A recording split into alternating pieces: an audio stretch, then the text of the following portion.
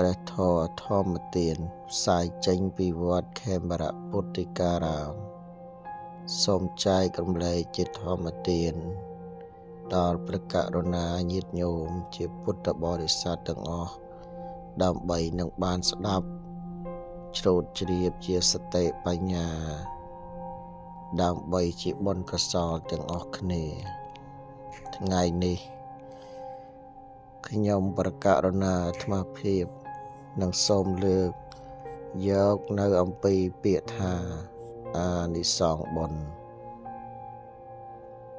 អានិសង្សបុណ្យទី1បានជួបគប់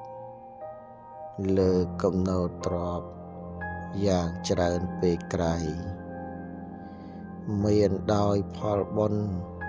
ទាំងយប់ទាំងថ្ងៃដោយក្តីស្រមៃប៉ងប្រាថ្នាចិត្ត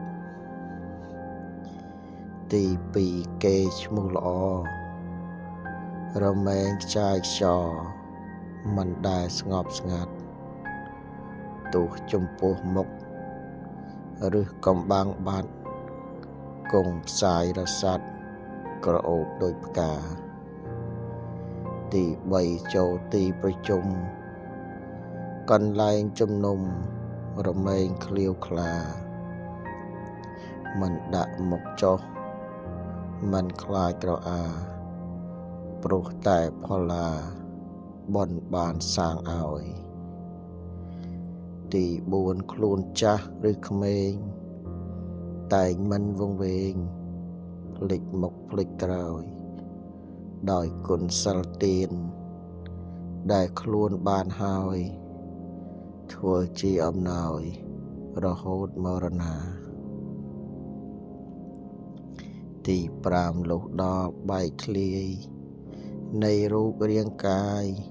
លោកអ្នកគ្រប់គ្នាទៅកើតក្នុងស្ថានដែលល្អសោភាទៀងប្រកបជាដោយក្តីប្រាថ្នា